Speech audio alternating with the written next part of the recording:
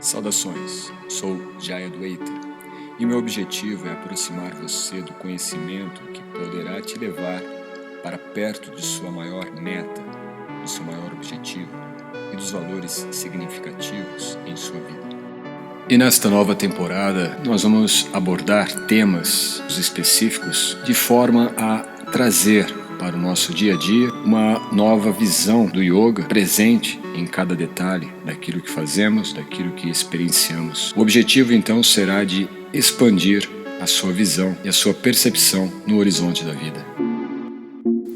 No episódio de hoje eu vou compartilhar com você o último podcast do Diário Yogster. Esse Diário de Yogster é um conteúdo diário que nós liberamos em áudio dentro da escola de yogis e sempre traz reflexões ou algumas considerações práticas e rápidas para o entendimento do yoga na prática. A escola de yogis é uma escola virtual, uma escola online, onde eu ensino diferentes técnicas, teorias, filosofia, tudo visando a experiência prática, não é? Um conhecimento para a vida prática. E nesse episódio, então, que liberamos e estou aqui compartilhando com vocês um trecho dele, nós falamos sobre a questão da técnica ao longo da história, desde os antecedentes ali do período védico, não é? Onde os sacerdotes se prenderam aos aspectos mecânicos do ritual, enquanto que os yogis buscavam realmente a experiência prática do yoga na união e na integração com Deus. Esse episódio, então, vai falar um pouco sobre a questão da técnica e como que nós podemos resgatar a nossa visão de uma relação fora ou transcendente aos condicionamentos da tecnologia no período moderno.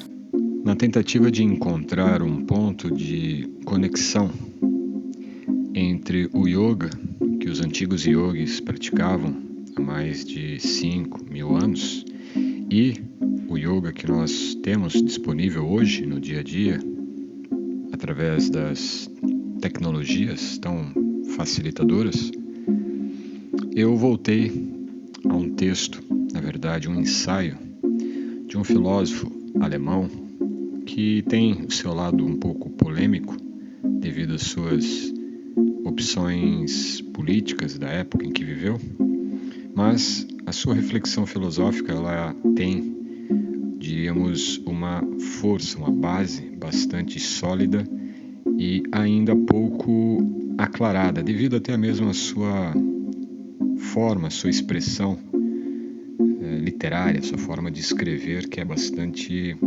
densa, bastante fechada, né?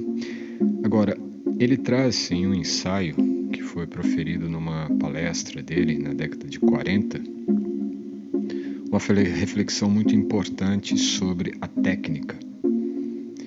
E, inclusive, preparei uma exposição em um ensaio que eu estou produzindo semanalmente.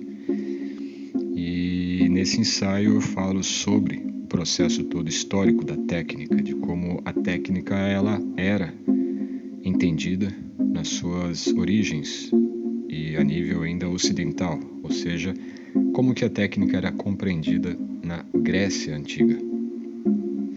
Porém, antes disto, nós vamos ter ainda um período anterior, um período que antecede a própria história grega, mas nos Vedas, no Bhagavad Purana, nós temos ali, datado de mais de 5.000 anos, essa ruptura da técnica. A técnica era vista antes como um processo ritualístico, meramente um processo ritualístico e que, com o passar do tempo, se tornou também mecânico. E desse modo, aquelas pessoas que naquele período eram os sacerdotes, eles desenvolveram então uma visão bastante mecânica das coisas. E desse processo mecanicista, inclusive, e em alguns escritos e tratados, é que, sabe-se hoje, o próprio Isaac Newton se baseou também para elaborar as suas teorias de uma mecânica newtoniana, do mundo visto de um ponto mecânico, de uma visão mecânica. E esse processo todo mecanicista, ele é meramente material, meramente físico, não é? Logo, o que esses antigos sacerdotes de 5.000 anos delimitaram foi, na verdade, todo um campo de crenças, como, por exemplo, a crença sobre o karma, as leis do karma, a crença sobre os processos de reencarnação também, por exemplo, e todos os vínculos, né, que a ação pode criar na matéria. Isso numa visão material, já que nós estamos olhando apenas para o resultado das nossas ações na matéria. Porém, do ponto de vista metafísico, transcendente, que é de onde parte e onde deveria ser mantido todo o processo cognitivo e intelectivo do yoga, ele não propõe apenas uma visão material das ações e dos resultados das ações, mas sim transcendente, espiritual. Desse modo, nós temos a partir de 5.000 anos atrás essa ruptura entre o processo técnico ritualístico para um processo, diríamos, mais vinculados à natureza do ser, a natureza ontológica do nosso ser, da nossa natureza espiritual, em outras palavras, né? Quando chega no período grego, nós vamos ter lá um processo bastante voltado às artes, né? O próprio processo artístico, a técnica, né, que era um termo grego de tekné, designa arte. Não existe a palavra arte no grego, existe a palavra tekné, que era um processo de compor ou produzir com o ato, as mãos, é um processo muito mais orgânico, que durante o processo do renascimento irá criar uma ruptura. O que vai predominar então agora é o processo técnico sobre uma habilidade. E aquilo que era produzido antes apenas para uma beleza estética, agora é produzida para consumo, como uma mercadoria. A arte passa para o campo da mercadoria. Então nós vamos percebendo assim uma materialização do ato, uma materialização do fazer. Aquele processo antes orgânico e unido em Deus passa agora a ser um produto fora do homem, fora da sua natureza, da ação. Além disso, ainda ocorrerá um processo um pouco mais crítico, séculos depois, com a Revolução Industrial, onde esse processo técnico ele vai se desenvolver através das máquinas, já com a visão newtoniana do mundo mecânico. Então, a mecanicidade, né, de uma técnica se torna máquina, e essa máquina então passa a produzir em série. E desse modo nós passamos para um outro estágio, que é o estágio de nos tornarmos também produtos.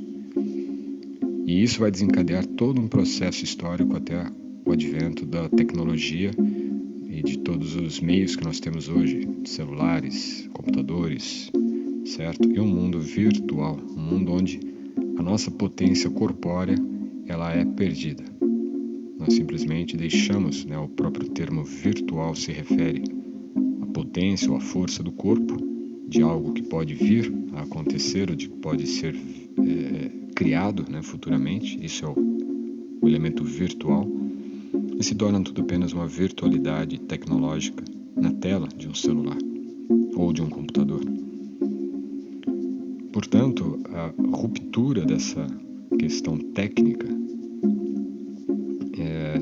do fazer em união com Deus e do fazer através da máquina para suprir as carências e as necessidades criadas artificialmente também para o homem, para a sociedade humana, significa que nós estamos agora como produtos de consumo. Nós consumimos porque nós somos o produto. Cria-se uma demanda, cria-se uma necessidade e nós, como produtos, consumimos isto que foi criado. É bem esse o processo que existe hoje.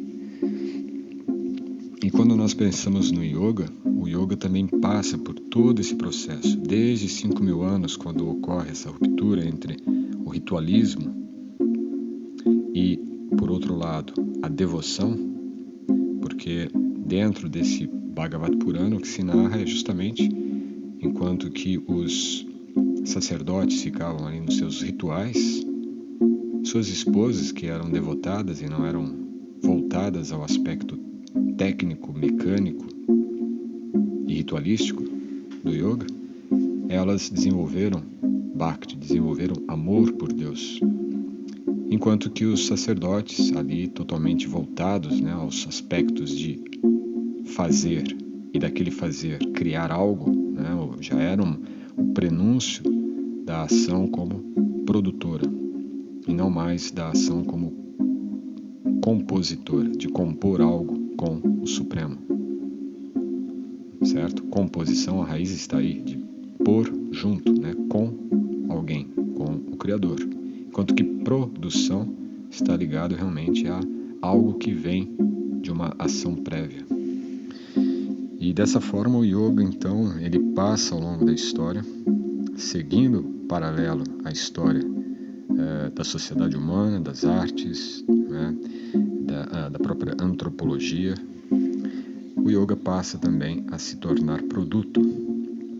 E é nessa questão que entra essa reflexão entre o fazer e o praticar, a questão prática do yoga. Porque se nós entendermos que a técnica, ela pode ser entendida como uma técnica orgânica e como técnica mecânica, nós devemos buscar na prática do yoga a prática da técnica orgânica, que significa muito mais voltado à experiência interior que nós podemos extrair da prática do yoga, mais mesmo do que a mera exibição. E dentro desse contexto nós vamos ter no Hatha Yoga, no final da Idade Média, a efervescência desse novo estilo, né, dessa nova escola que é o Hatha Yoga. E o Hatha Yoga, na verdade, ele é a versão mística ou a versão oriental daquilo que ocorria na Itália, na Europa, o Renascimento. A renascença do yoga foi justamente o Hatha Yoga, onde o processo que antes era voltado principalmente ao desenvolvimento das habilidades de composição com Deus, do fazer humano na natureza, passa-se agora a cultivar ou a produzir a efemeridade do corpo. Aquilo que é transitório, o corpo, passa a ser algo então de adoração, de desenvolvimento, onde o corpo agora é um produto, não mais algo integrado no processo de composição com o divino. O corpo passa a ser um produto. E ao passar a ser um produto, esse corpo, ele se torna também um mecanismo, se torna um elemento de consumo. Se hoje nós observarmos, né, como que o yoga se faz presente na nossa vida, ele está muito mais ligado a uma atmosfera exibicionista, uma atmosfera corpórea. Mas também temos bastante uma produção ou uma reprodução. Por exemplo, quando algum verdadeiramente estudioso do yoga fala alguma coisa, geralmente ele não é muito ouvido pela maioria das pessoas. Mas aqueles que estão, ou que de alguma forma estão delineando, estão também reproduzindo algo que ouviram, ou seja, professores de uma segunda classe talvez, ao ouvir aquilo que uma autoridade está falando sobre yoga, mas não repercute, eles passam a reproduzir. E nesse processo de reprodução, que já é artificial para eles, porque é um processo mecânico, eles não estão vivendo isto que estão reproduzindo. Eles estão apenas papagadeando, né? Fazendo o papel de um papagaio, pronto. O que significa então que essa transmissão ela é meramente mecânica. Dessa forma, nós vamos ter então no yoga moderno tanto a produção de um consumo como também a reprodução de um conhecimento.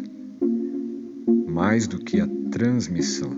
A transmissão é feita pelas autoridades, pelos mestres, por aqueles que vivem o yoga orgânico, mas é reproduzido por aqueles que fazem o yoga mecânico. Por isso que eu tenho feito já numa campanha desde 2021 de que nós devemos nos guiar pelos faróis e não pelos holofotes. Os holofotes são esses reprodutores, os reprodutores de um conhecimento que não foi experimentado, ou seja, estão apenas reproduzindo informações. E eles são como holofotes. Eles apenas lançam luz, mas a luz não é deles. É uma luz artificial. Ao passo que os faróis são aqueles que compõem a prática. Ou seja, durante a prática eles estão em composição, eles estão em integração, numa reciprocidade. Composição no sentido de reciprocar com o Criador, com o Divino, e dali extraem a experiência profunda, a experiência viva do yoga. A experiência viva do yoga é a técnica orgânica, é a experiência técnica natural que nós podemos extrair da prática e da experiência do yoga. Ao passo que meramente mecanicizar a prática ou fazer yoga está muito mais voltado a essa dimensão de produto ou de reprodução daquilo que nós não experimentamos, mas que ouvimos, que vimos e que apenas uma absorção ou uma apreensão superficial daquilo que nós captamos pelos sentidos, mas não experienciamos com a alma, é artificial. Daí nós temos a ideia então de praktike e também de praxis no yoga. Enquanto que praktike diz respeito a como praticar. E praxis é a prática concreta, é a experiência que extraímos na prática, é a prática experimental, experiencial.